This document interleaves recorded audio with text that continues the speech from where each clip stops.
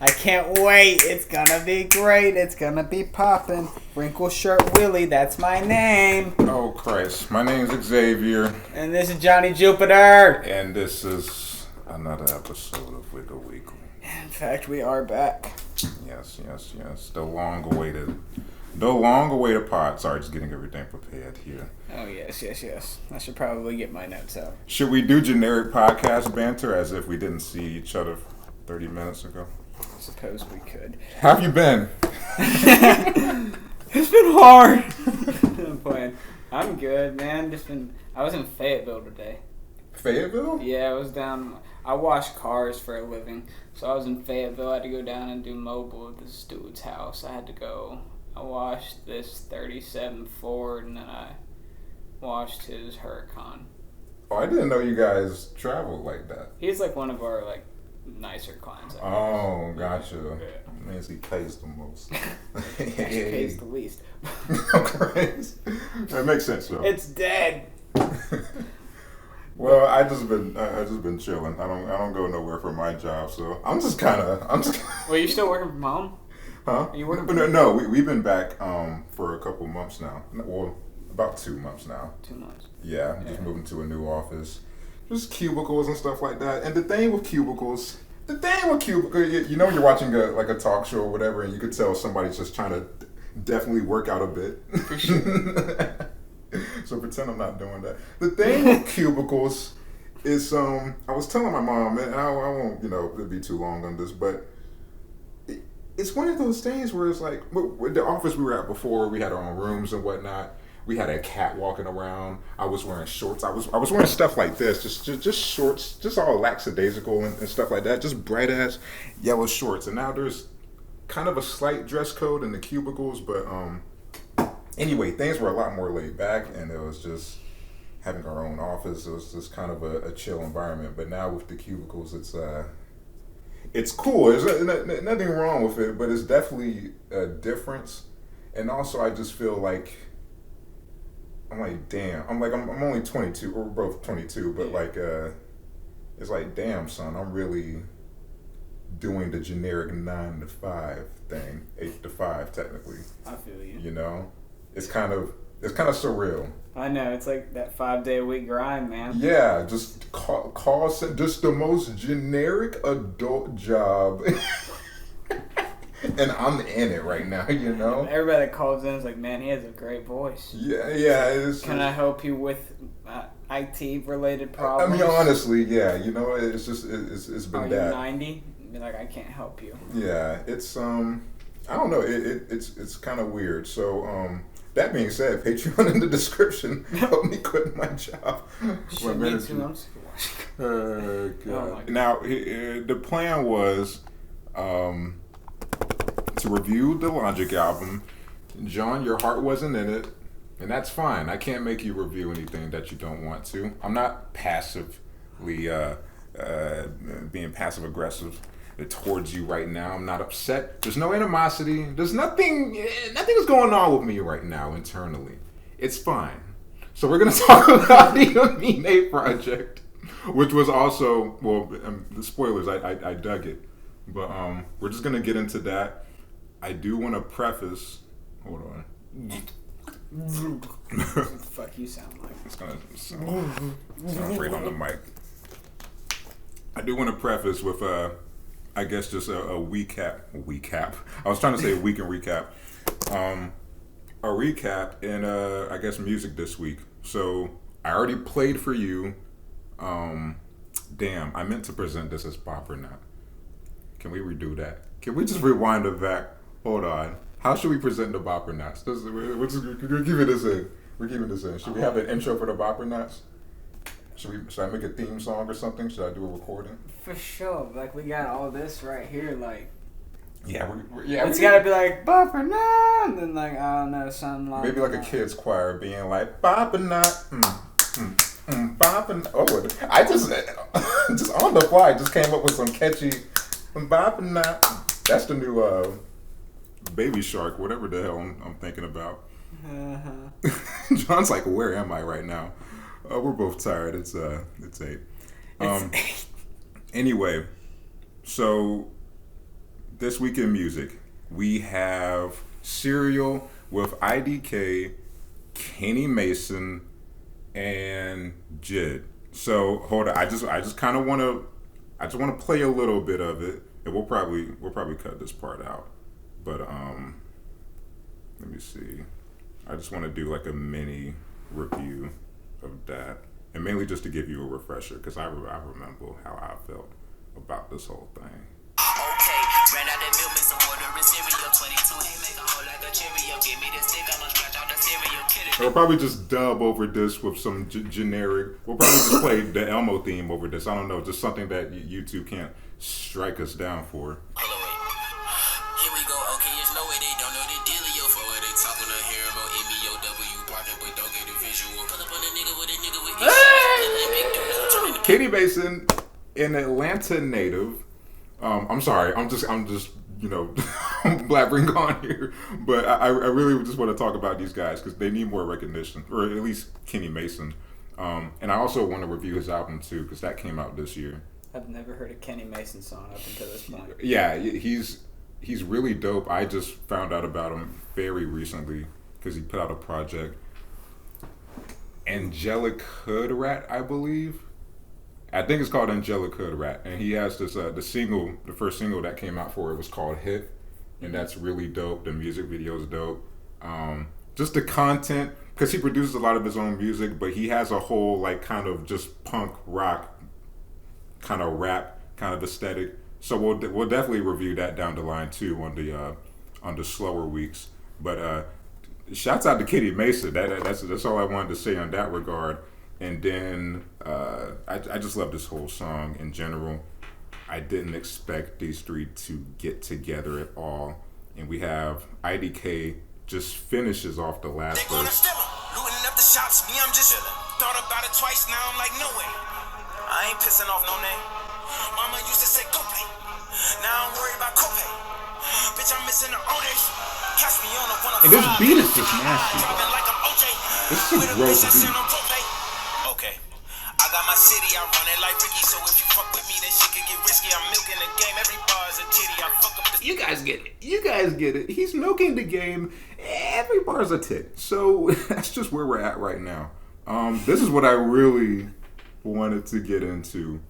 Last song on the bopper night. Bopper night. Hey. Bopper night. So, second track for the bopper night. And then we'll get into the Limbo album review. Amine's Limbo. Flatbush Zombies released a song produced by James Blake. Now, if you don't know who James Blake is, bro, I'm not gonna get into it. British artist. Check out his last album. I don't even know the name of It that. got a 3 Stacks verse on it. You should check It it does out. have a 3 Stacks verse. It's very talented British singer, and great producer as well, as we will see from this thing here. That made me a real person. Anything sus, I'm allergic. I grew up in the hood, I deserve it. Pay me for my name, trying to maintain what it's saying when the day ain't perfect. How they wet you up when you drip too much? Acid, think I trip too much. Talk a lot of shit, give lip too much. Exposure, showing how I live too much. That's pretty much it. That's pretty much it. But okay, before I say anything else, because who needs more words from me? What do you think? I liked it. What happens in the last minute? Hmm? What happens in the last minute? It's just a hook and a fade out. Yeah. Okay. Yeah, I liked it. It's kind of amazing. I love me some Michi Darko. I love, and you could tell the delivery of his verse, like band in the band, drink too much. It had to grow on me at first, but it was like, oh, he's like, I feel like he's noticeably giving homage to E40 with the way he was delivering. I was about to say that shit. Yeah, because it was like, it just felt very blatant. I was like, okay, Meech. Yeah, At the corner's door. Yeah, It took me a bit to like his verse, but yeah, I dug it. But the star of the song, besides James Blake, Eric the Architect, bro. This song, I want to do a separate podcast for just having the conversation of, I think I told you this already too, but best rap producers, producer rappers, however you would say that. Rappers who producers that can also rap. Tomato, because Eric killed this shit. And then you forget that, he can also chop up some beats. He can give you a smooth verse when he needs to. And we'll probably try to get to, what else did they put out? Now More Than Ever as well. Obviously produced all of that and delivered some great verses as well. So, Eric the Architect, I'm just trying to give you your flowers, bro, because that was a hard verse on that song. Better than Meech's. And it wasn't like that all the time. Because back on Better Off Dead and Everything Goes Prior to this song, I was like, you know what, Meech is the all-star of Flatbush Zombies. But Meech got some competition. But Meech is still the GOAT. He has one of the greatest voices in rap today anyway. But anyway, golly, I feel like I'm saying so much. I'm sorry. You're just kind of here existing. You're like, don't mind me. I'm just sponsored by Nike.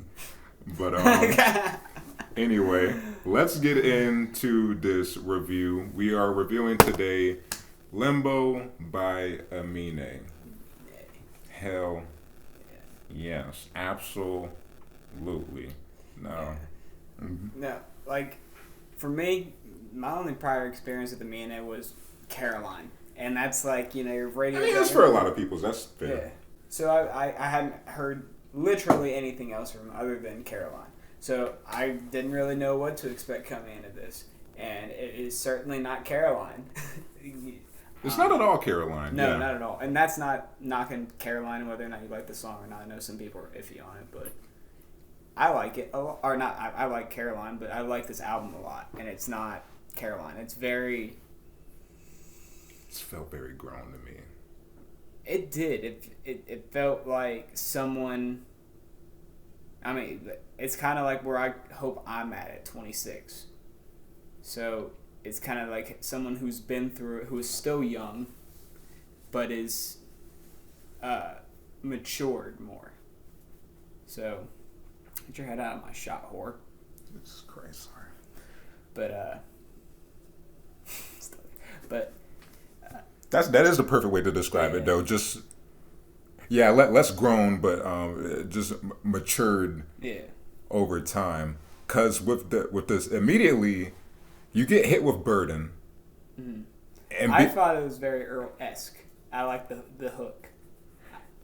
Yeah, that's fair to say. I thought you were gonna say with the production. Yeah, well, the production a little bit too kind of reminded me of my favorite album. What's it called? Acid Rain? No, not Acid. I knew that was wrong, but I just had to throw it out. You're right, but no. Some rap songs. That's what it is. It reminds me of the production of some rap songs. Yeah. Very sample-heavy beat. Yeah. I gotta be that guy. Westside did it first. I want to make a rule, by the way. What? Every time either of us mentions Westside Gun, we have to do at least 5 seconds of gun noises. Because that's what he does. I know, but I don't know him.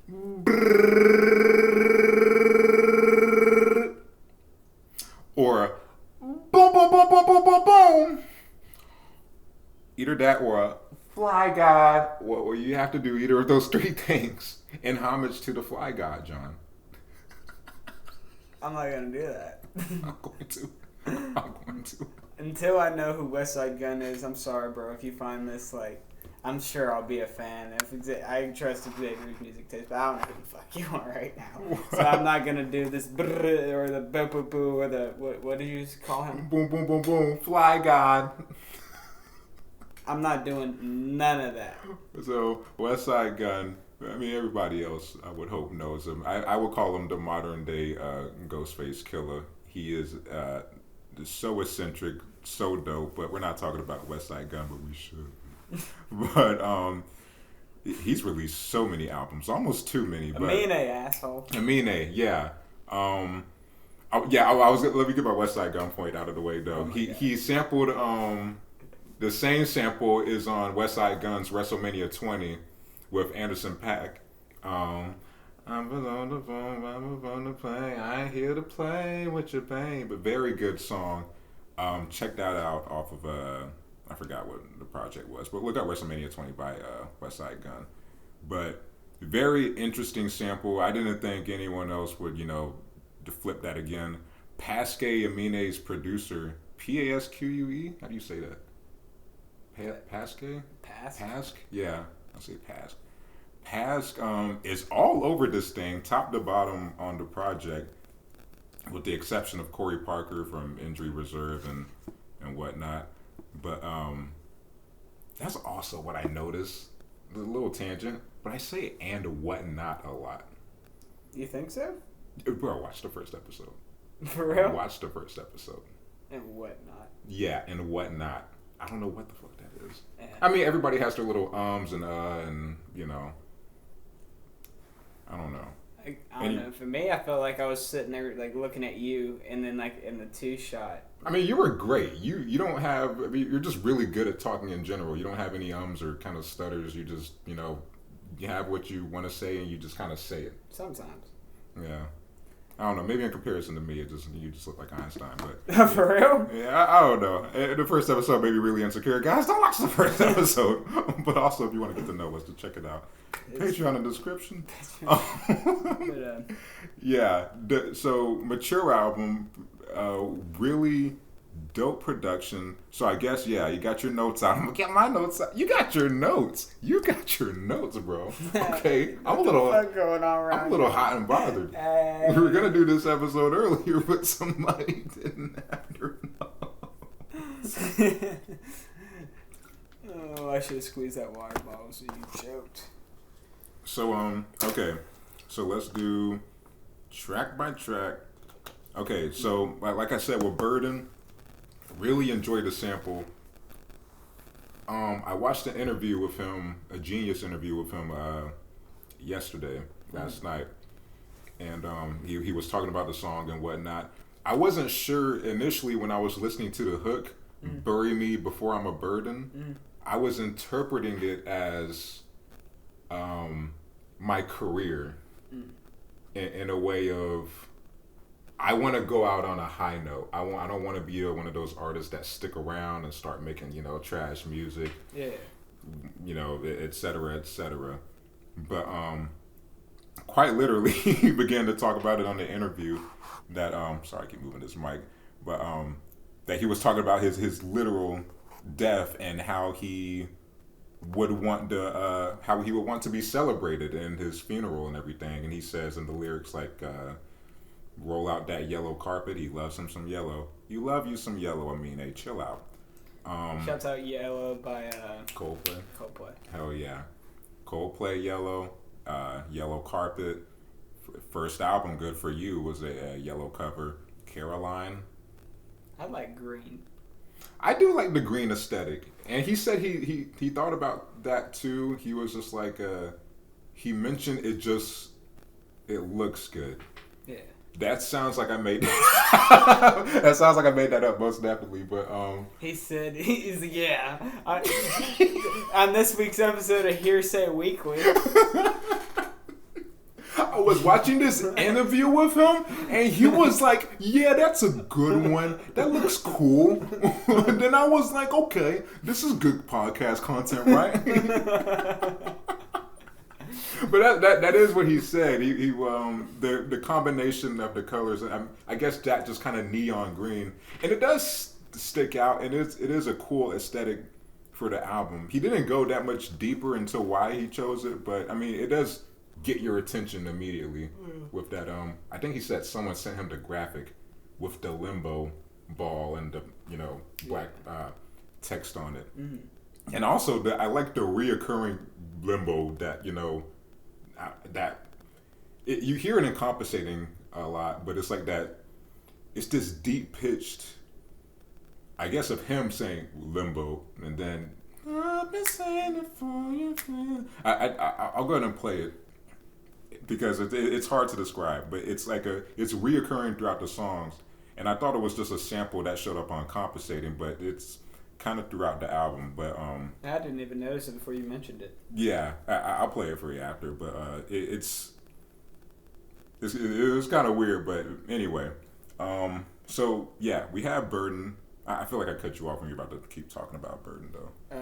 No, I like the. What was it? Allow me to be super unprofessional and look at my notes right now. I mean, hey, what are we all doing right now? But I like the braggadocious vibe from it. I like how hard he came on for the intro track. Like he came on and kind of attacked it, and I really like that. I like the this a black album like Sean Carter line. I thought that was fine. Yeah. But yeah, it's the braggadocious kind of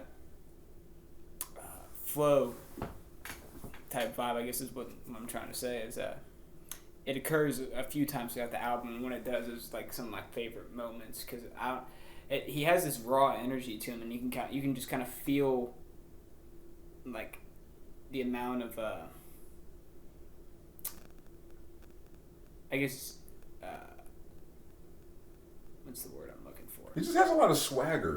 He does. He just has this really, really like charismatic type vibe to him, and I really, really like it. And it's cool because I guess, and I didn't pay attention to. I listened to "Good for You." I listened to it like front to back, but only once, right? So is it not all that? I honestly don't remember. It just wasn't memorable for me because obviously, I mean, like Caroline was blatantly, the MVP of that project. Yeah. It's just in a way that kind of just made everything else like forgettable, I guess. I don't know what it was. I need to return to it because there was probably some bangers on there, but I don't remember him being like as good at rapping at the time. You know what I mean? Like I didn't, because a lot of everybody's first impression of Amine is going to be Caroline, or Reel It In fairly recently off of his 1.5 project. Kind of got some traction too. But those are both like bangers. They're bops. So when you're listening to this, it's like, as John mentioned in the intro, it's like this a black album. Like he's kind of just like barring out through this whole thing. And I wanted to hop on your point with the like the confidence and the swagger that he has. The second half of Pressure in My Palms, that I don't know why, but it had to grow on me. I don't really like the beat switch that much. It wasn't. It just wasn't turning me on. I was just like, Are you talking about when What's His Face comes on that? Why they keep eyeing me part? No, that's Slow Tie. That's before the beat switch. Yeah. And also, you got Slow Tie in your song. Give him a full verse. Or maybe it was Slow Tie's decision to put in like an 8-second little verse. But why? I wanted a full verse from Slow Tie. And that made me so mad when he just hopped in the booth and said, "Your pussy, that's peachy," and then left. I'm like, excuse me, Slow Tie? What? Huh? Not like that was bad, but I wanted him to keep going. And it's like, bro, don't leave me with your pussy is peachy. Don't do that. Stay a little bit. Talk about how the pussy is peachy. Talk about why the pussy is peachy. My mom's in the next room, by the way. So that's where we're at. She's just laying down like, Jesus Christ. I don't know what's happening to my baby. Patreon in the description so I can move out and not talk about peachy pussies next to my mom. Anyway, Jesus Christmas, what are we talking about right now? What album is this? Back to No Pressure. Back to Redemption by Eminem. What is it? Oh no, that was Revival. Okay, on the second half of Pressure in My Palms. Wait. I thought we were going to track, but I'll let you finish your point. My bad. Oh yeah, I mean, we're just doing whatever. Okay. We'll try to keep this. We'll keep moving this way, and we'll readdress this. But right. So hopping on your point with the swagger and charisma that he had,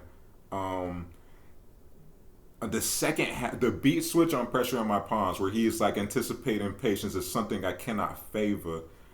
I need to pull up the rest of the lyrics, but he is just, and the way he says that line especially, God, anticipating patience is something I cannot favor. He sounds like Sci-Hi the Prince a little bit. If you listen to Sci-Hi, he has a lot of like, obviously bars, but he has like mad, swagger and charisma too with the way he's just delivering his verses. And that whole second half by Amine just reminded me like of Sci-Hi, just with the energy and the way he was just, instead of saying favor, it was like favor. It was like, oh, bro. Oh, that was definitely a highlight of the album for me. Vince did his thing too. Amine killed it when we're talking about Vince last. Like, Vince did his thing though. What was the guy? Slow Tie? Slow Tie, yeah. Is he from Brockhampton? Oh. He has a song with Brockhampton, so I guess, no, I'm not going to let you get a pass for that. Oh. Jesus Christ. He sounds like someone in Brockhampton, doesn't he? Here's the guy that does the burgundy sounds. I sound like this kind of, and then I'm in Brockhampton. Why do you keep eyeing me? I sound like this, I'm in Brockhampton. It's not somebody else in Brockhampton? No. I bet it is. I'm just going to let you get shot down, because no. Oh my god, I'm going to get destroyed in the comments. Bunch of emo white kids are going to get in your ass, John. How's that feeling? I'm going to get canceled by a bunch of 14-year-olds. Hell yeah. And they're all gay.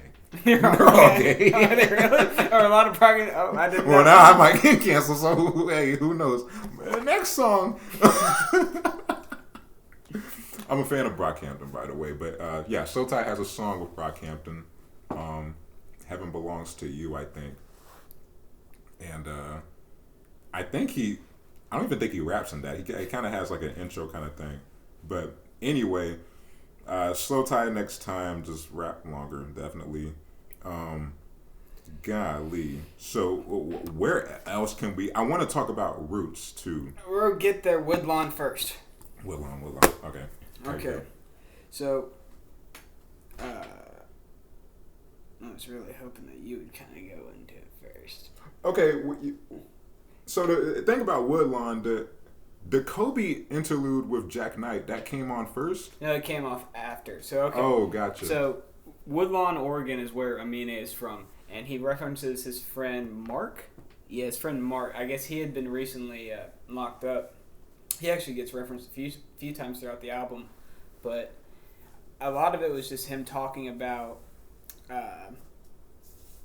where he's came from. Like even on the hook, he talks about came a long way from the Woodlawn Park. Now talking about having the push to start. Now he's got a nice car and he's living in L.A. He's not in Woodlawn no more. So and he references Kobe the first line after the chorus. It's that R.P. Kobe. Yeah. So initially, I saw the track list.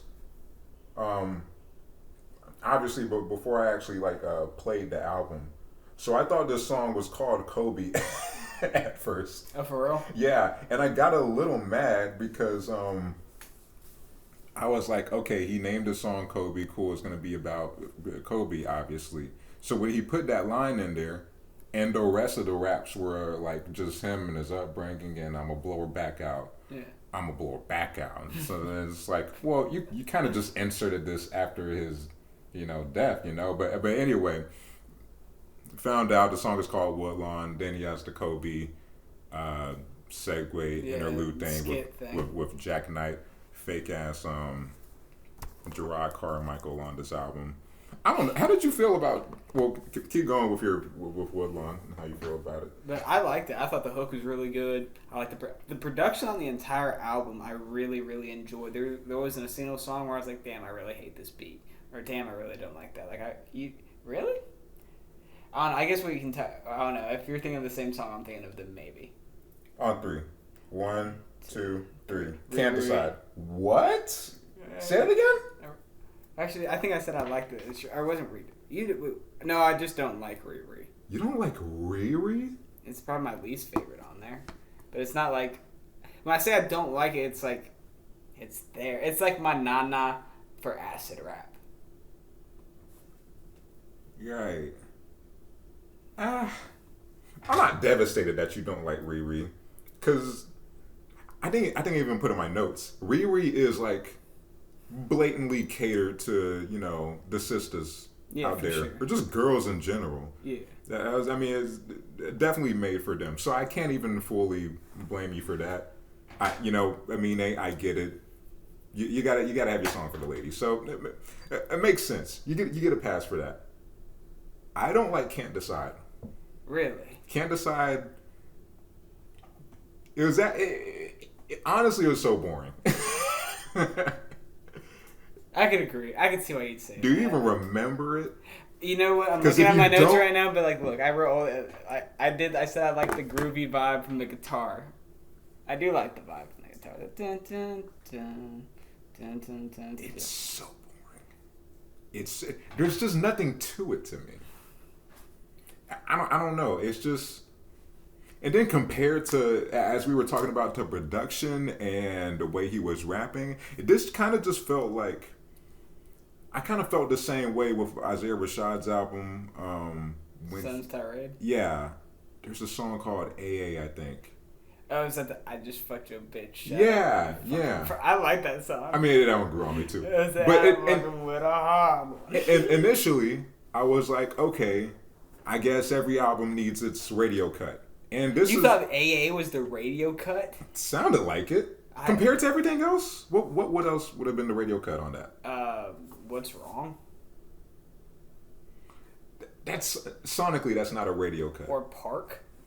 Yeah. No, not Park. The radio cut? I mean, in comparison to AA? The flow on AA sounds like a lot of rappers' flows, and also the subject matter. That's fair. That's what I'm saying. Okay. I understand why you would say What's Wrong, though, because of the Kendrick feature and, it's hype and whatnot. Or, I think the single was Free Lunch. Why is your shit sliding like that? It's weird. Yeah, I was watching that too. It's doing it. Can y'all see that on camera? No. I don't think you can. My phone's possessed. Why does it keep doing it? What if we set it on here? What if it... just starts floating. Patreon in the description to get me out of my haunted house.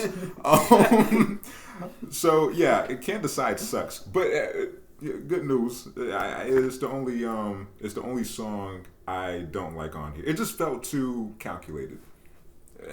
That's just it was me. just too cookie cutter for you, I guess. Yeah. Honestly, I think I put that here. Yeah, same cookie cutter aesthetic as everything else that would blow up nowadays. John, we're just in sync. Look at us. You get me. I get you. You get me. I get you. You take notes all the time, and that's upsetting. But you get me. Or do any raps and bail on about every project we do. That's a story for another time. So, I was gonna mention, how do you feel about Jack Knight's little segments? The comedian with the I didn't mind them. I feel like I didn't mind them. I mean, I don't feel like they were intrusive. They didn't. Yeah, they weren't that intrusive. They weren't annoying or anything. It just felt. I skip them now when they come on. Right. I mean, but like listening through it for the first time, I don't know. I didn't hate it. Right. And especially the one at the very beginning is like, this is like some shit you pick your homie up from jail to, and then it goes. It's kind of similar to Compton, like the interlude from Compton where he's talking about like he's talking about Compton, California, and then it drops into fucking what's that first song off? Oh, Talk About It. Talk About It. Like, I don't give a fuck. I don't know. There's something about like having something that kind of. It's very quiet and there's just a voice. Obviously, with Compton, there was a music behind it. But for this, it's just, I don't know. And then it drops just so hard. It's just that silence, and then the beat just really sounds good sonically. I feel you. You don't like them though? Not that I don't like them. It just, I don't know what it really added besides the Kobe interlude. Did you like it on Igor? I did, but I have a bias though because I really love Gerard Carmichael and everything he puts out, and like always says, like sometimes you gotta close the door to open a window. Yeah, he wasn't even saying anything that deep, you know. But you're like I don't. Like, well, it's because I don't follow Jack Knight that much, but anyway, I don't follow Jack Knight either. I don't know who either of them are. Gerard Carmichael's really funny. Jack Knight's really funny. I just feel like it would have been the exact same album if you took, if you removed Would Jack's Igor vocals. change if Jack Knight was there instead of Gerard Carmichael? Would you hate Igor now? No. If Gerard was removed from me, I don't know. Not that Igor. Well, I don't know. The drop from that's what I'm saying. Like the sometimes you gotta close the door to open a window and it goes right. I'm talking like, but that's native music, bro. Yeah, I don't know. Pause. Yeah. I mean, we all need some talking between our beat drops nowadays. But it's just one of those days. I don't know what having him there added to this. I guess, but I mean, and it's a small gripe. It's as big as my can't decide gripe because like everything else. I don't know. You can't decide. You hate the song. I do hate the song. I'd say you're comparing this to you hating can't decide. It's on that level. Nah, yeah, you're right. It's a little blown out of proportion. Jack Knight's little audio interludes is more. And there's only like 3 or 4 of them. It's not like they're like after every song. Like I can get how that'd be annoying, but it's. Yeah. I feel like they're spaced out pretty well. Like that's like I said, it's never intrusive. Like it's never like, God damn it, I got to hear Jack Knight talk. Like, yeah, I don't know. I just felt like he was just needed for the Kobe and then the intro of the album. Yeah. But anyway. Enough Jack Knight hate. Jack Knight, if you're watching this, I apologize. Patreon. I'm with you, Jack. Yeah, Patreon in the description, Jack. Just He's gonna roast us in his after I shit on him. Okay, so can we talk about Roots? We can talk about Roots. What's your favorite song? Off the album? Off the album. Yeah, you can go on. Hold on. I legit haven't. You made one? Is it between...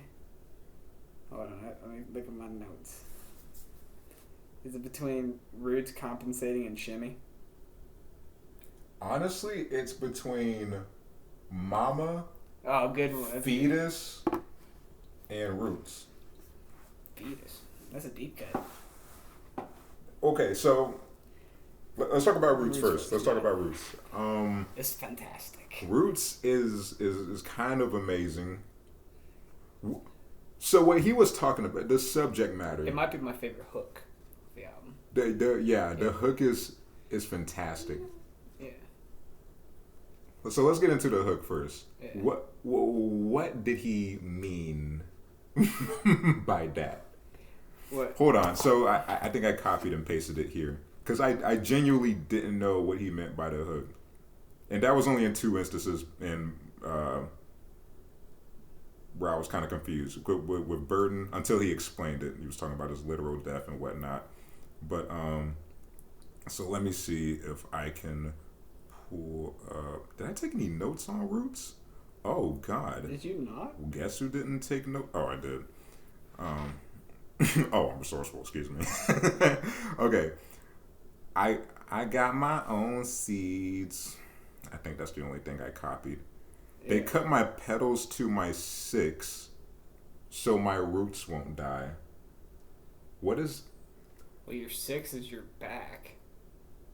They cut my roots. And I looked it up on Genius, and it hasn't been annotated yet by anybody smarter than me, so I'm kind of just... Yeah, I'm not... I don't know. Charlie Wilson never makes any fucking sense. But Amine sung that part. I know, but, like... I don't know. Charlie Wilson was in their room. Yeah, fair enough. And, he probably just made Amine write that confusing ass. I mean, I don't hate it. Like, I think it sounds very, very good. I think it's awesome. I just wish I knew what it meant. I got my own seeds. But it sounds like something that'd be off fucking Flower Boy, like Tyler talking about. Yeah. It's just such a gorgeous, endearing hook, and the verse from Jid on the second half. It was very good. You love me a Jid verse. Yeah, man. I don't think on the scale of Jid verses though it's anything to really write home about though. But it was good. Yeah, he complimented it very well. But it wasn't like anything where like he like remember like when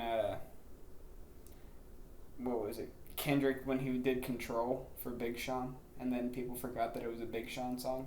Yeah. That's fair. Jid low-key had that moment with Double XL. We forgot to talk about Double XL. We'll talk about it later. Yeah. I don't even know who's on it. What the, huh? I don't even know who's on it yet. I mean, you won't know after I show you. That's how bad it is. Oh, for real? Yeah. It'll be like Lil Bow Wow Peepski or whatever. Something like that. Oh, I really hope there's someone named Lil Bow Wow Peepski. We'll have him on the podcast for sure. It's to a point where I'd rather have someone named Lil Bow Wow Peepski. Dude, I saw Bow Wow at the shop the other day. Oh yeah, you told me that. Yeah, I know. Where John works, he cleans expensive cars. Yeah, and Bow Wow was there in a black Bentley, looking as irrelevant as ever. And then he posted on Instagram at the flyest car shop in Atlanta right now, getting new rims replaced. Yeah. And it's just John, maybe just dinging, most likely dinging the back of his car. I don't know. Bentley shit's expensive. I would never do nothing to it. I can just sit there and... He's so small in person. He's such a tiny human being.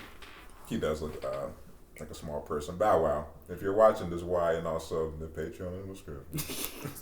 I don't know how he has money. I don't know what he does. I need someone in the comments. You say you don't know how he has money? Well, like... He was the youngest signee on, what was it, Def Jam? What was he that was years ago, dude. He's almost 40. I mean, he had some bangers, though. So? Don't ask me to name any, but he had some bangers. Fucking Coolio had a banger, too. Coolio's probably a crackhead now. Bro. And how about... He was on Hot Ones, wasn't he? He can't be. Was he really? I think so. Oh, wow. Shouts out to Coolio. Yeah, this took a turn. I'm just saying, I feel like Bow Wow has some hits. I mean, I think he did back in the day. He was like, but I'm saying now. What does he do now? I mean, that was then money. Fair enough. Yeah, he's starring in bad movies. That's what Bow Wow's doing. So that's what I'm saying. He was like Mike, but now it's like I don't know who you are. And he always has these gross ass sideburns that he doesn't like trim up, and it's fine. Like he could do something with it. But it's like you look like you're struggling. Like Mike. Now we don't know who you are. Like Mike. Now he's like irrelevant. like who are you? Damn it! I'm sorry, Bow Wow. Oh. No hard feelings, Bow Wow. Sorry, I just wanted to see if there's anything else. Yeah. Okay. I guess the last thing on Roots. Additional production. I think it was all produced by, not the whole album, but the Roots was produced by Corey Parker, main producer on, or the producer on Injury Reserve. Rest in peace, Groggs. Oh, excuse me. I didn't realize how tight they were. Amine and Injury Reserve. That's another rap group that we can definitely get to.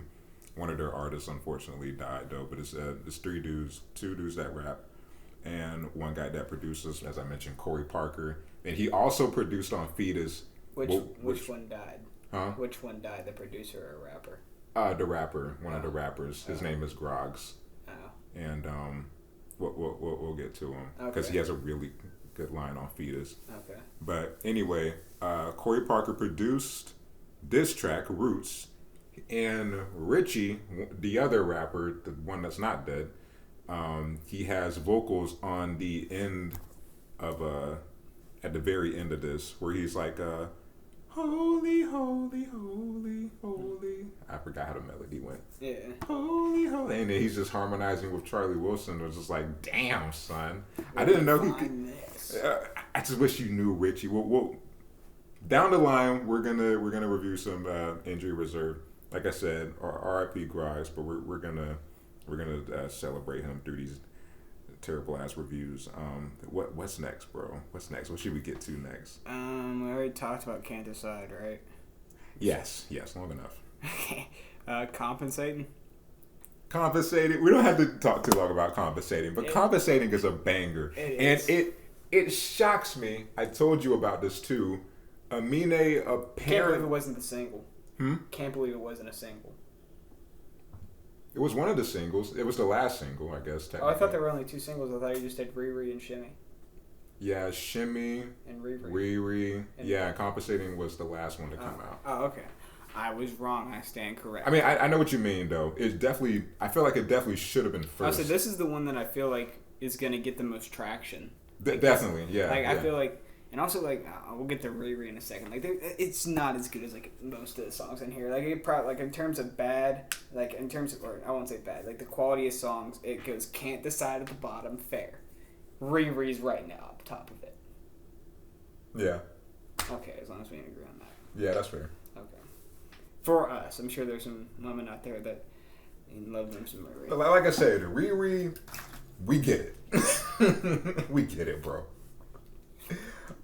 But anyway, in terms of what the hell were we compensating? Compensating. It was awesome. Compensating was fantastic. It's probably there's so many good hooks on this project. It's hard to pick. This is definitely in the top. It's very, very catchy. The production on it's very good. The Thug verse is. Didn't you tell me like he didn't? It was just like a spare verse they had laying around or something like that. T minus had the verse. He showed him the beat. Thug's verse just chilling in the FLP file or whatever he uses, and I guess Thug just gave up on it or whatever the case was.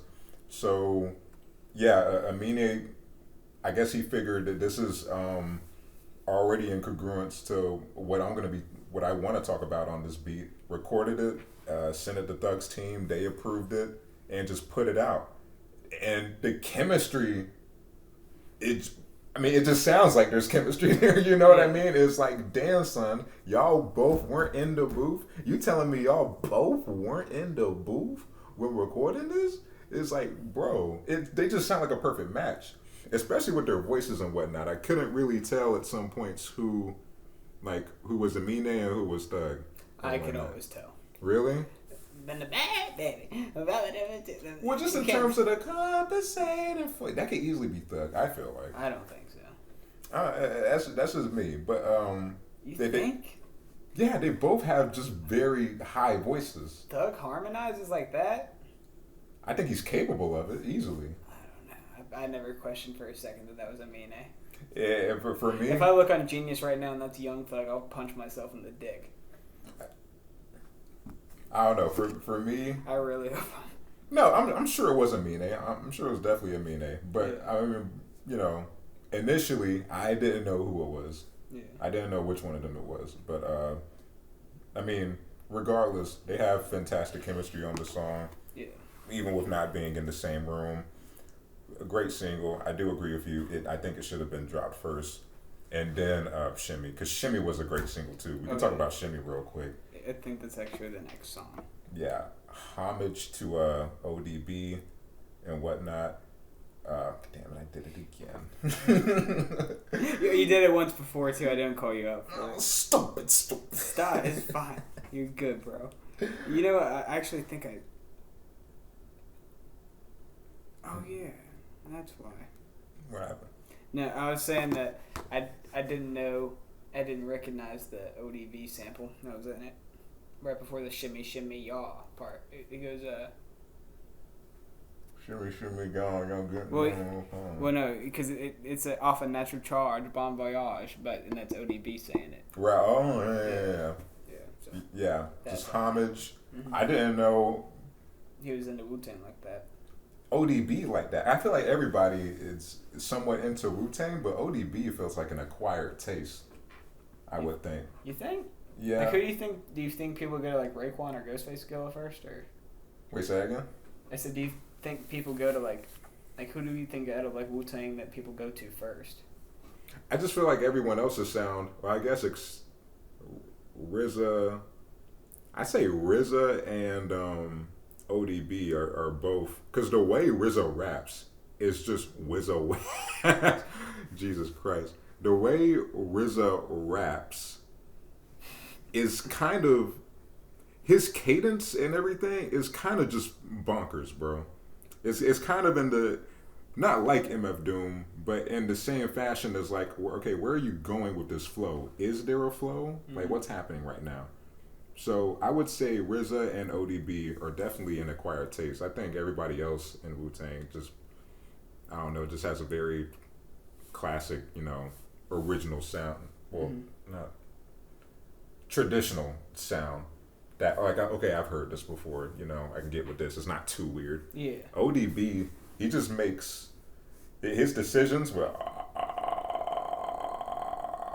like, wait, huh? Like, who wants to hear this? At the beginning of a song, you in my ear, bro. I'm punching you in the neck. you know what I mean? But ODB gets a pass. But anyway,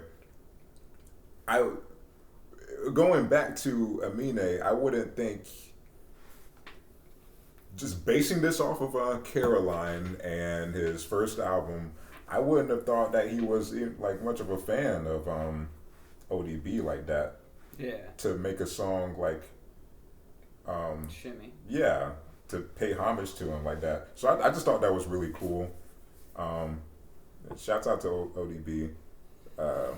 Any other thoughts on Shimmy? So really want to talk about Roots and Mama. We already talked about Roots. Oh yeah, Mama and Fetus. Yeah.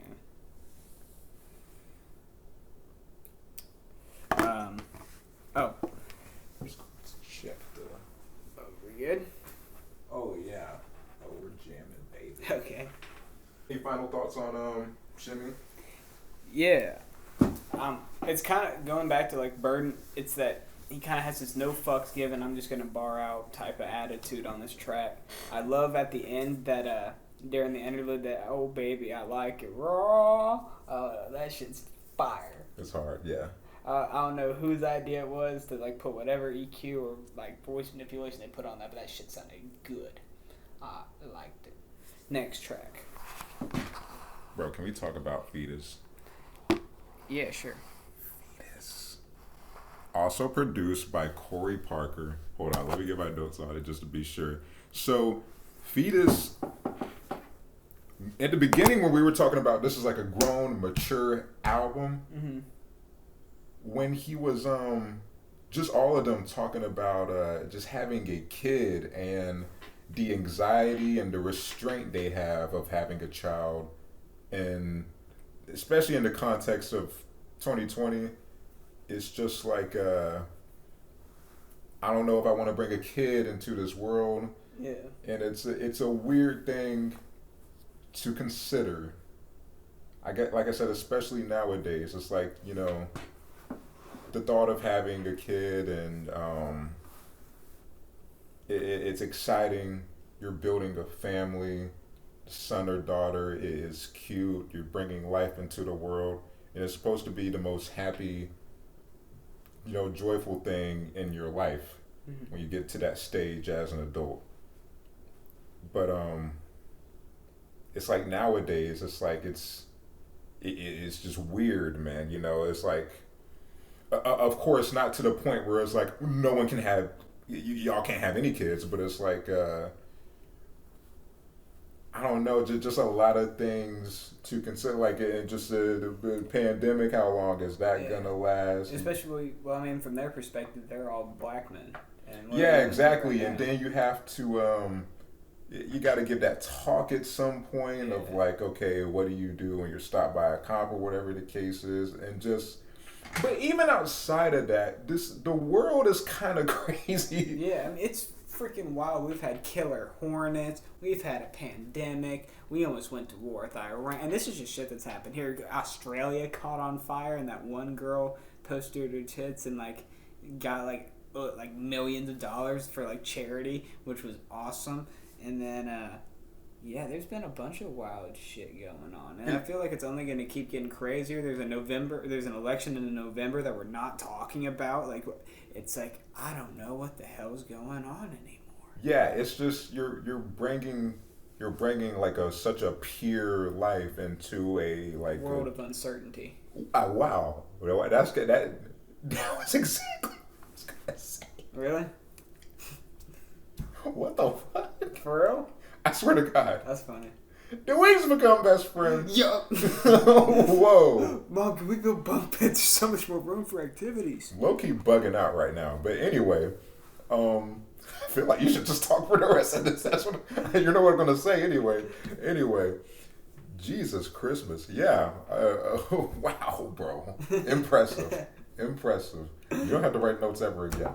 God damn it. Does that mean I can freestyle all my raps still? Get ahead of yourself.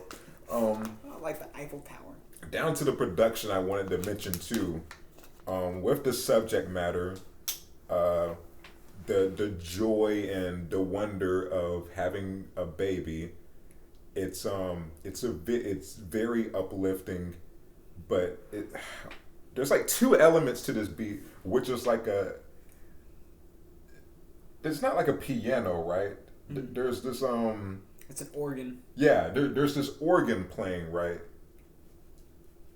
Under this I don't know what Corey did. I don't know how he created this sound, but it sounds like just nails on a chalkboard, right? Not to the point where it's like annoying or like jarring, but it's like, you know, that beep I'm talking about, right? Mm-hmm. And it's like I said, it's not at all annoying, but it's just like a clear contrast of like there's beauty here, there's happiness. Like I said, even with the subject matter and, you know, congruence to the beat. You know, having a baby, it's happy. You have the organ, it's like, oh yes, this is awesome, this is fun. Just love is in the air, bro. Yeah. And then you just have this whatever this beep is going on like throughout the song, and I guess it brings like a sense of urgency in a way of like, this thing is beautiful, but also, what about this? You know, somebody hops out in the bushes like a corona.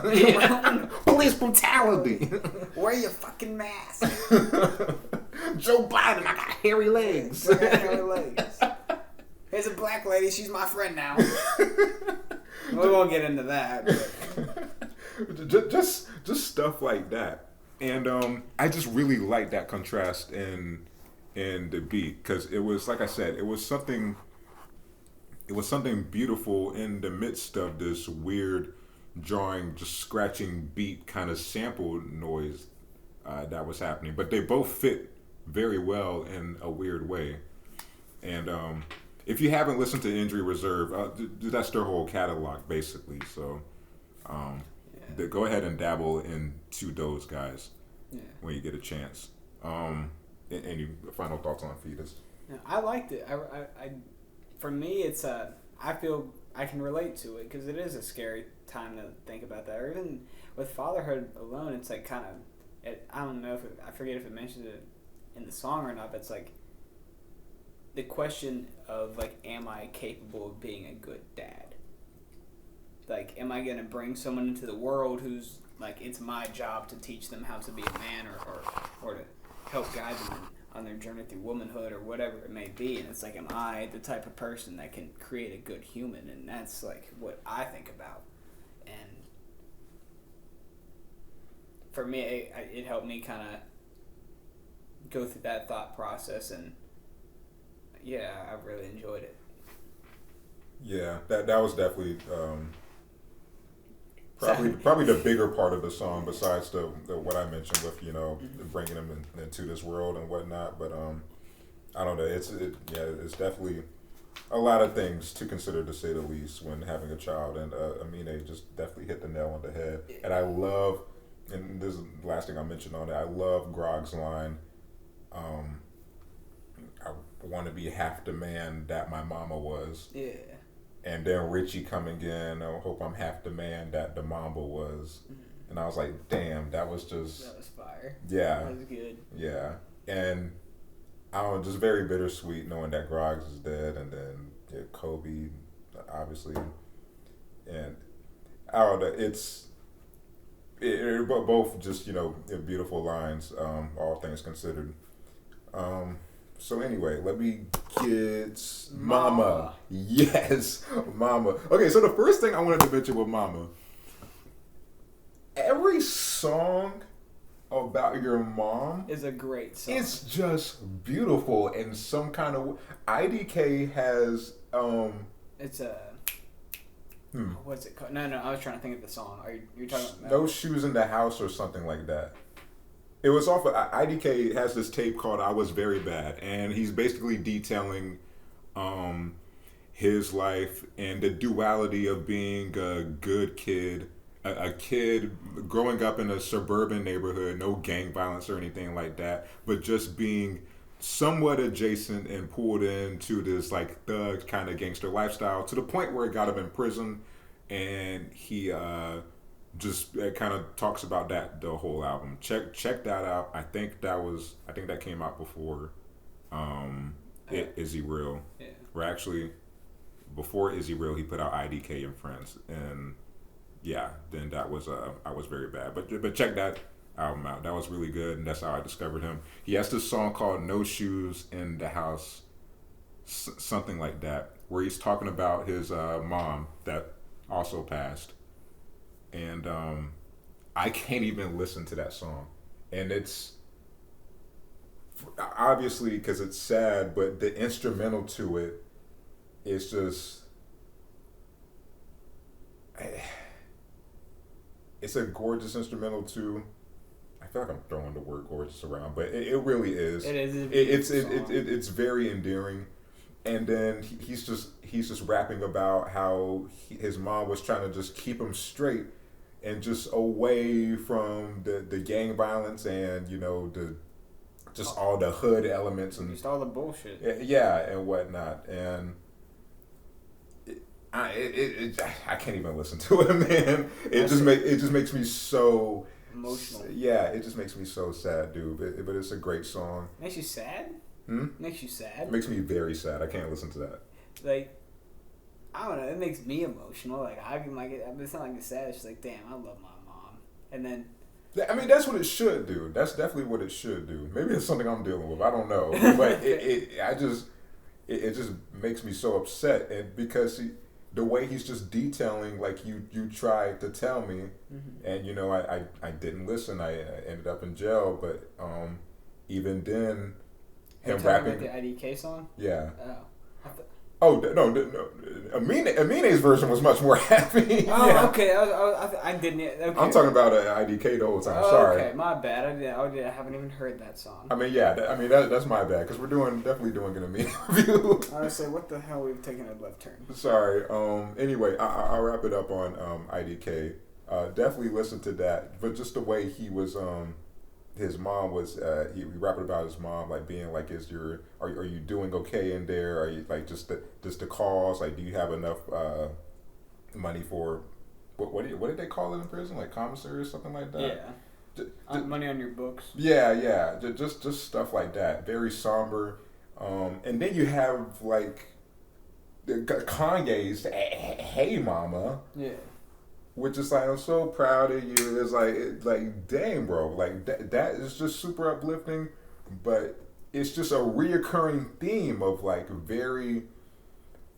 If it's either sad or happy, it's gonna be emotional regardless. It's gonna pull some kind of heartstrings, and Amine definitely nailed that with this, especially down to the instrumental.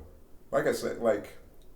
It's between Mama, Fetus, and Roots, but I think Mama may definitely be my favorite instrumental on this project.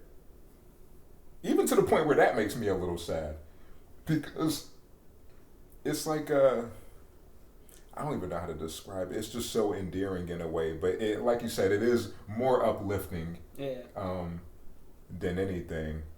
And then obviously I just had the bias with me living with my mom after my parents' divorce. So I just, the attachment and, like I said, the bias is just way stronger when I hear songs like that. Yeah. And it just hits home. It does. It really does. And Amine did just an excellent job of just, detailing, just celebrating his mother and everything she's done for him. So, and what did you think about it? I loved it. Oh, let me get my notes real quick. Mama. Mama. This is one of the songs on the album where I feel like storytelling, like a kind of a more linear storytelling, was one of the major themes where it kind of had a singular focus. And there's a few other tracks where it was there too, but I feel like this one it stood out. And I don't know, the bars he had, you could really, the love that you can feel that he has for his mom, it makes you feel the love you might have for your mom. I don't know your situation, but for me, I love the shit out of my mom. So it invokes that type of emotion for you. And that's the cool thing about music, is that it even has the ability, because it's just sounds. Isn't that strange? Like it's just noises and it can evoke such a strong sense of emotion or sadness or happiness inside of you, and it's like, and it could just be one word, and like it's mama for this one. Like if the word mama was not in this song, like I don't know, I don't feel like it would. I think the instrumental still would have pulled something out of me. You think? Yeah, definitely. there's this. Here's me going on another tangent about a song that's not on this album. So, there's this producer named Sam I Am, and he's an instrumental artist. So he only makes just beats and whatnot. Yeah. And he has this song called Turtles, which is, it's just so, it's like what nostalgia sounds like. I want to hear it now. I'll play it for you after. I feel like I could play it here. I don't think YouTube would care, but I just don't feel like finding it. Yeah. Look up Sam I Am, Turtles though. It's just kind of a wonderful beat, and it just kind of brings something out of it. It doesn't make me cry or whatever, but it's kind of sad and happy at the same time, and it just makes you just reminisce in some way of some kind of time in your life. Like I said, it just has this overwhelming theme of like nostalgia, but. I mean, to your point, it's very interesting how sounds. I think it's crazy how the same sound can affect somebody differently. Because I remember you telling me you cried to what? Oh. When I was like. When I was like 10 years old, Akon had a song called Smack That, if y'all had heard it. And I didn't know what it meant at the time. I was just like, the vibe of the song felt kind of sad to me. So I would sleep in my bunk bed at the top, and I would cry listening to Smack That by Akon. Jesus Christ, John. Dude, I'm not proud of it. It just happened. But sonically, it pulled something out of you. It did. 10-year-old John was very moved. Smack that. I don't know how I thought in my head, like, oh, God. Listen, bro, there's zero things wrong with that. It's just how it made you feel, all right? It was just a time and place kind of thing. It just drove something out of you. God knows how, but it did. And it happened, and that's okay, bro. I cried to DMX one time. Really? How do you cry someone just barking at you? He actually had a verse about his dad. Oh. Yeah. It made me think about my dad. See, that actually has an emotional trigger. Yeah, that was a terrible example. Yeah. One time, this thing that specifically relates to me made me emotional. Yeah. I listened to this song about this guy fucking this girl, and I cried because I was 10 years old and I didn't know. Yeah, all I said was bullshit. You had no reason to cry to that song. No. You might just be a pussy, bro. You gotta get it together. Jesus Christ. Get your life together, John. God damn it. I'm out. Alright. I don't know. I kind of covered everything that I wanted to cover on this. Do you have any... of course we have Easy with Summer Skywalker. Yeah, I liked it. It's a cool little love song. She did her... My Reality. Let's end it with My Reality. But we haven't talked about the Summer Walker song. Oh, yeah. How you feel about it? I mean, it was cool. Yeah, it was cool. I mean, I don't even want to spend too much time on it. I liked it. I liked how they went back and forth between each other. That was good, yeah. I like the I don't know. I would say it was like a go-to for like a freaky playlist, like put it on there, but like... Oh, you think so? Well, let me finish. But the only reason I say no is because like I can't be having sex and being like, love don't come easy. I just don't want to hear that when I'm in prom bone, going to... I was about to say, because that song, and then especially the ending where it was like, love your mothers, your sister. Oh yeah, especially that was a part. I don't know. It's something like that. Definitely not then. Definitely not then. The outro, they were just trading off on who you need to love and who you need to care for, and they were talking about fucking the whole time. Were they? Yes, it's a major part of the hook. I need to go back to it. I interpret it as a song as like share your love with everybody, and Is that I need some love and some good fucking. Oh wow! And we fussing and we fighting.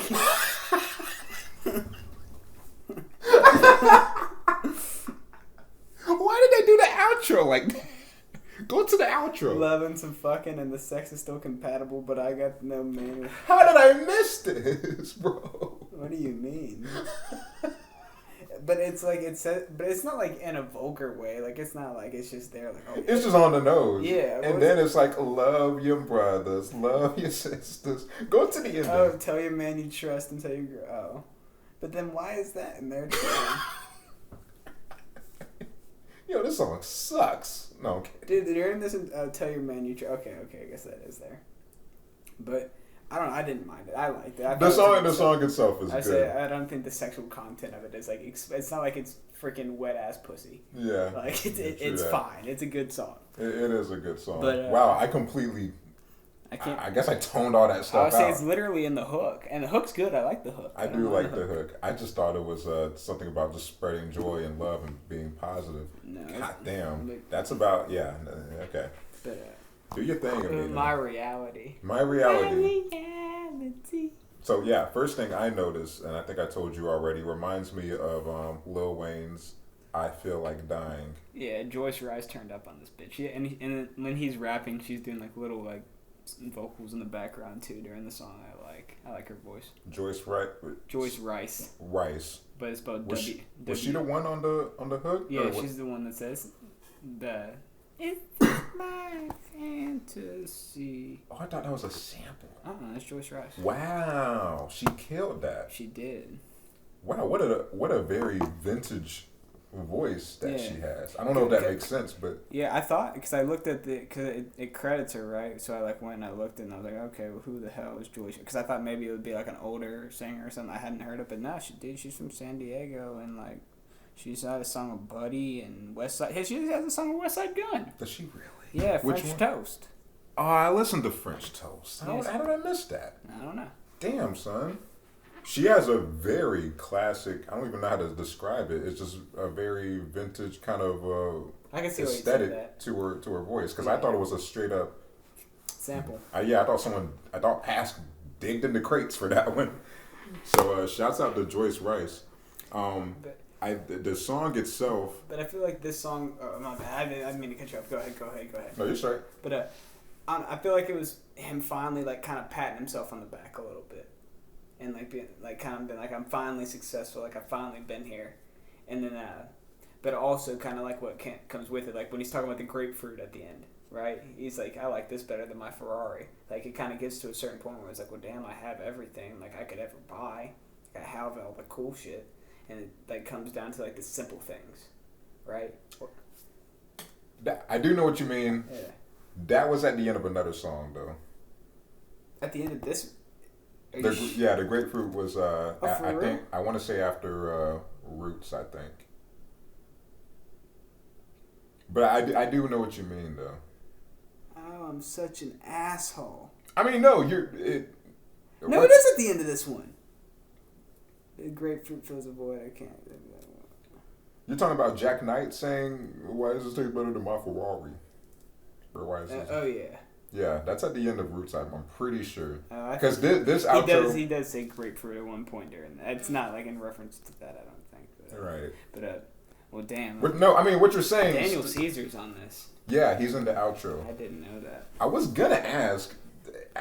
I don't know if he was necessary, too, for that outro. I do like the chorus, like the choir part. Mm-hmm. I don't know. His feature felt a little unnecessary. Because, I mean, if you're going to have Daniel Caesar and, you know, what he's capable of, like, do a little... more, I feel like. I feel you. But anyway. What do you think?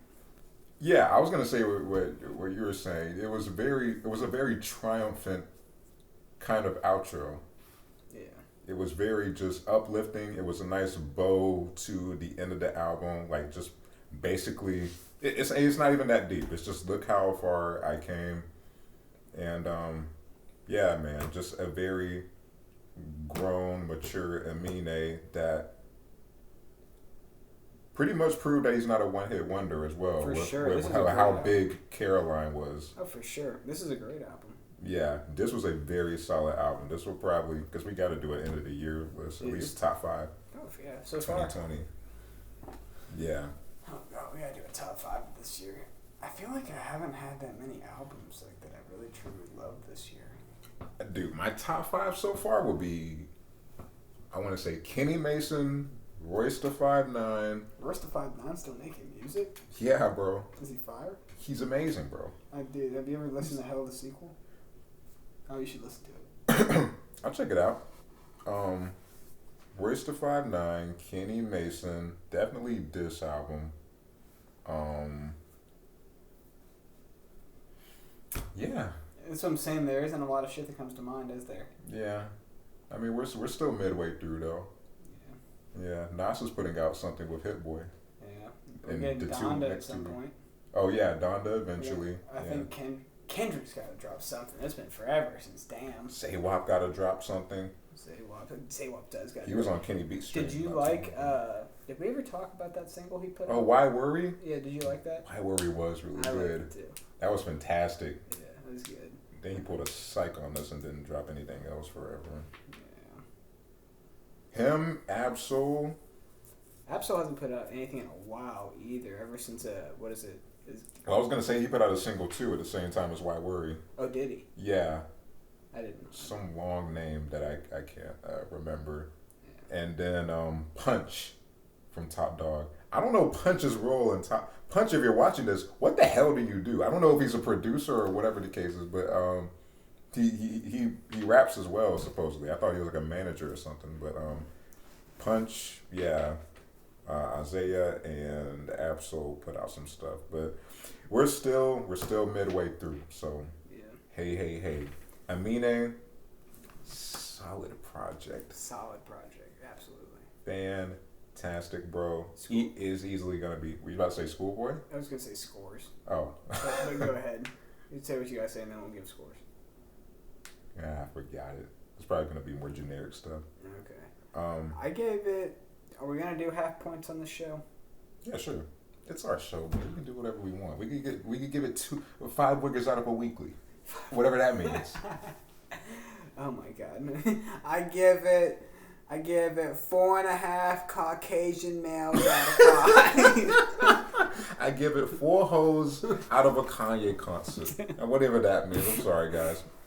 I give it 2 hype beasts out of 12, but on a scale of 1 to 10, I give it a good 8.5. I feel like that's very solid ground for it to stand on. I think because, I don't know, I didn't really hate, what's someone you hate a lot? Can't decide. Yeah. I didn't really hate it that much. I mean, it was, I can see why you'd say it's boring, but I can listen to it. It was just blatantly not as good as everything else. That's fair. That's fair. On the album. Yeah, I can agree with that. And then Riri, like I said, I can kind of be in the mood for it. Like I don't skip it when it comes on in the car. Riri, I'm like you with Can't Decide. If that's on, I'm playing it. I'm not skipping it. Yeah. I'm cool with it. So, yeah, to each his own. Yeah. I'll give it an 8. An 8? Yeah, I'll give it a solid 8. Okay. I think that's a good score. Fair enough. Hell yeah. I'll say, is that it? Do you feel like just doing a quick rundown of this freshman class before we get up out of here? Yeah, we can do it. Hell yeah. Freshman list of 2020 just came out, and it's we'll probably put it up here somewhere. We'll put all the we'll put all the homies up behind us. All the homies. Okay. So rattle the names off for me. We're gonna go down the list. You tell me who you know. Okay. Polo G. I've heard of Polo G. Up. It rhymes with Cod Dave. Cod Dave? Rod Wave? Yeah. Yeah, your boy made it. Oh, I like Rod Wave. Hell yeah. I like Rod Wave. I like Hard on Ice. I haven't really listened to any of his other stuff. Go ahead. I was going to say, shouts out to Rod Wave. Your music's underwhelming. Baby Keem, Baby Keem. I don't know who the fuck Baby Keem is. I actually do know who Baby Keem is, and Is he good? we'll review Baby Keem. Is he pretty good? Rumor has it he's Kendrick's cousin. Really? I was about to ask you before. Did you listen to D Smoke's project? Yeah. You did. Did you like it? Wait, which one? Inglewood. Inglewood High, that one? I think so. It's by Sir's brother, the guy that was on that rap show. Yeah, I actually didn't listen to it. You didn't? Frank said it was good. I need to check it out. I've listened to all the singles, like Black Habits, I think. No, that's another album. I've listened to a few songs. I couldn't tell you like which ones I liked, but I liked it. So Right. He has this song called Black Magic, Black Jesus. I think it's called Black Habits or something like that. He's super talented. Yeah, he's really good. There's a weird part of me that's like, Why are you in TDE? nah, that's restraining me from listening to him because it's like, oh, you're that, That dude off that show. Yeah, and that's stupid. I just need to get over that because he's super talented, man. But anyway, shouts out to D Smoke. We'll review him as well. Baby Keem, we got to review. We have to review. His project came out last year, Die For My Bitch, but he. I love seriously, unironically, just giving like just the most genuine conversation of music I like, and then just in the context of today, where we have to say, yeah, this artist is fantastic. He has a very solid tape front to bottom. So I guess we'll get back to Little Booty Butt Call when the time comes. And I have to say that seriously, John. I have to, because that's their name, and that's just the time we're living in. And as soon as you laughed, that's what I thought about. I was like, wow, we really are here. John had every right to laugh. So shouts out to Baby Keem. Die For My Bitch. You don't realize how retarded these names are, bro. Dude, I was in the shower the other day, and I talked to I turned Siri on my phone to switch a song, and I was like, Siri, play Wild Bitches by Store. And I heard myself say it, I was like, damn, we really has a song called Wild Bitches. And you unironically said that too. You weren't trying to be funny. You just genuinely wanted to hear that song. I did. And that's what you had to say. It's a great song. It's a good song, I'm pretty sure. I haven't heard it. You haven't heard Wild Bitches? No, I don't like Party Next Door. You do? What? Nah, I can do without. For real? Well, you might turn me around to him for that, because that song you played me earlier. Not earlier, but the other day, the first day, we recorded Wigga Weekly. Yeah. So, I mean, shouts out to Party Next Door. I mean, not really. Until you grow on me. Okay, NLE Choppa. NLE Choppa, that's a good pick.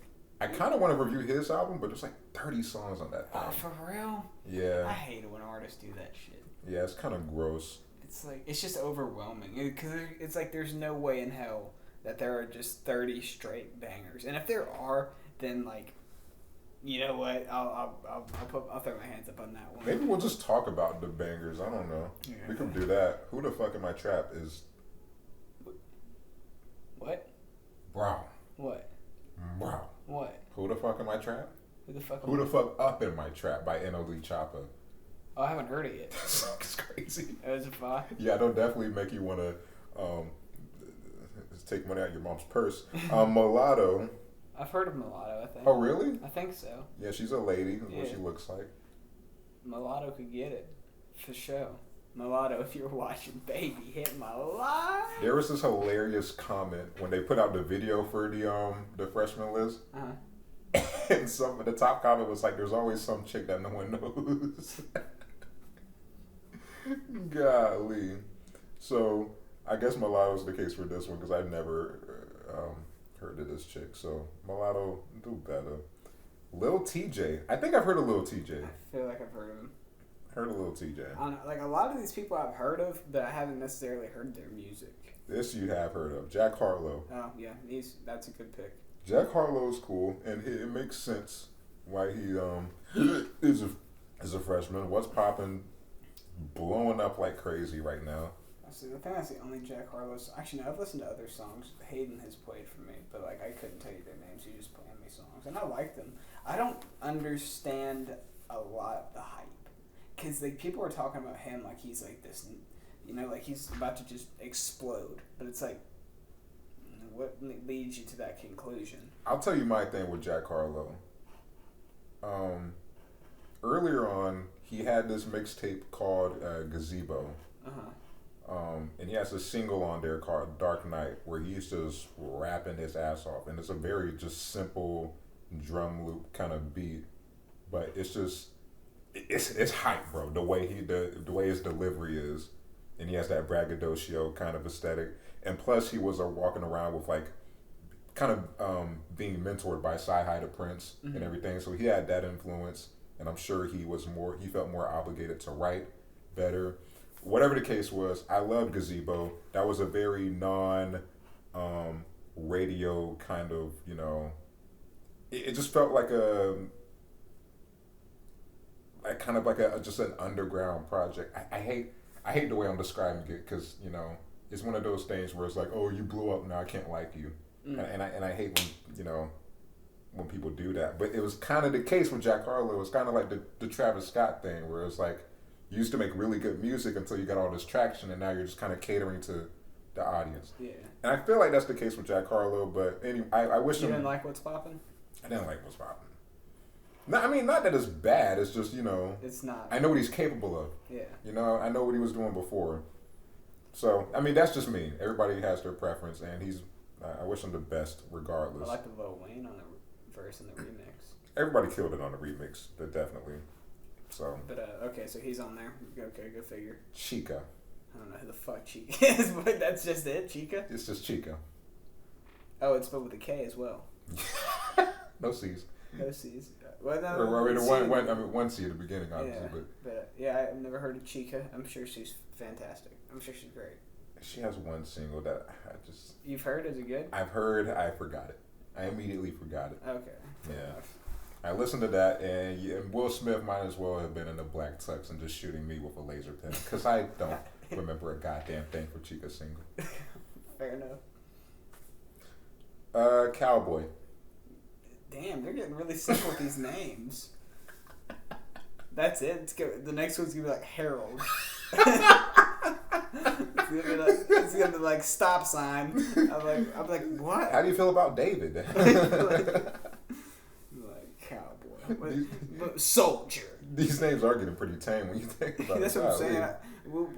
We had Lil Pump for a little bit. We had freaking Lil Uzi Vert, Tekashi 6ix9ine. Now we've arrived at Cowboy. Cowboy, yeah. And Chica. Yeah, Cowboy and Chica. I assume you don't know who Cowboy is. No, I've never heard of Cowboy. Lil Keed. I've heard of Lil Keed. I actually haven't heard of Lil Keed. Is he? I think it's like a kind of a more trap style rapper. I would think. I mean, what would bring you to that conclusion, John?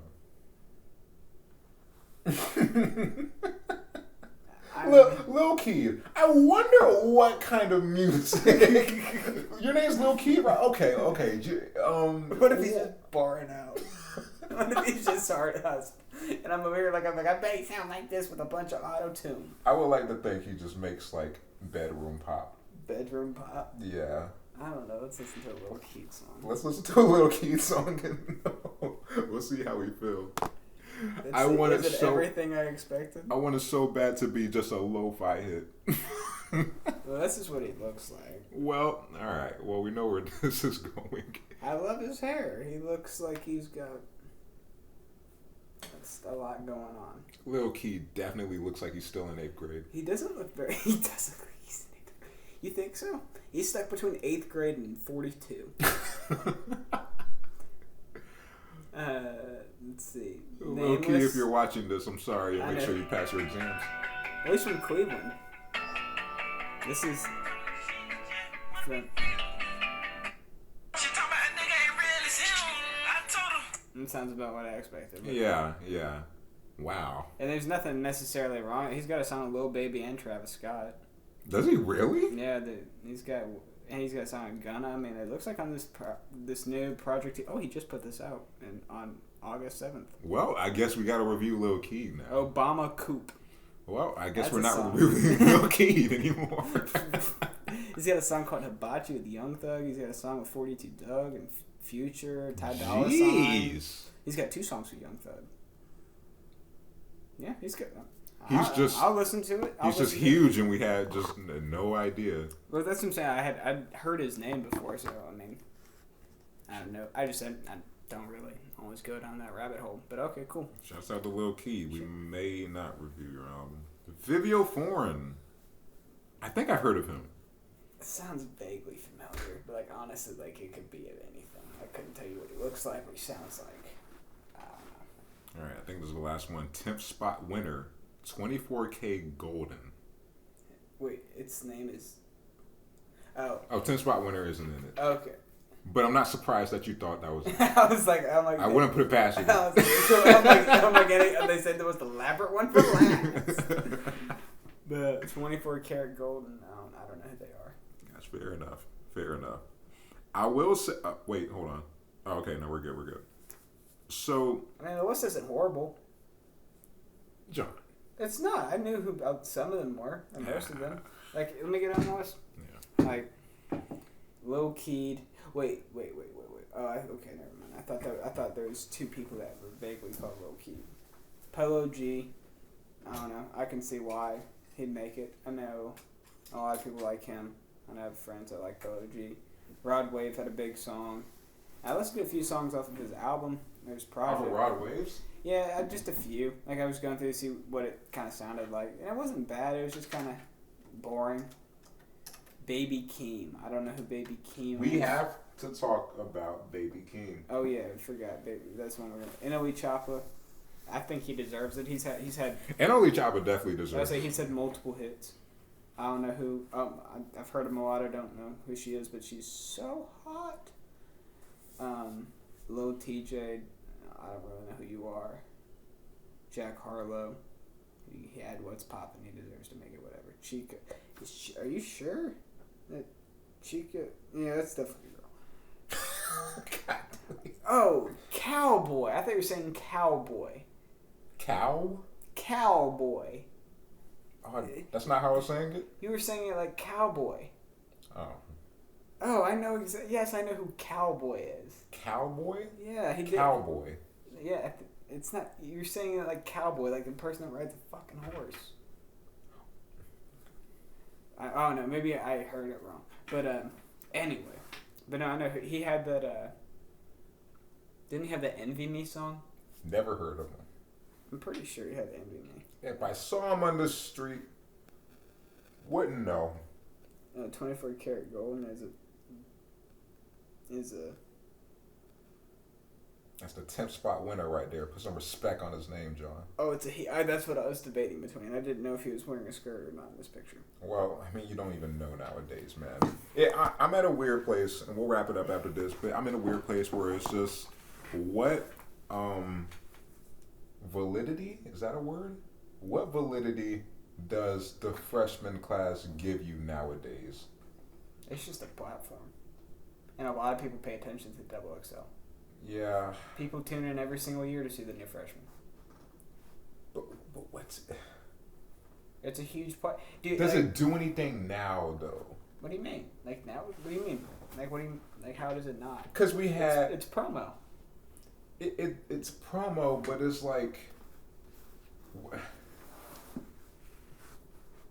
Like, I guess for the artists that they choose. I mean, obviously, you're an artist on there. You're gonna get some kind of traction. I guess I'm coming from the perspective of the people you're choosing. And I don't want to sound like an old head, like rap's not the same and whatnot, but I guess I am by default. It's just kind of like, I don't, and it's all subjective anyway, but you had a Kendrick, Joey Badass, Schoolboy Q, Travis Scott, just a lot of people that... That's not the wave right now. Yeah, I know. Hip-hop has diversified itself. And now, I mean, and you still have, like, some people that come out and are like Jack Harlow. I mean, we know he still has the potential and he's on there. But, I mean, a lot of these... I don't know.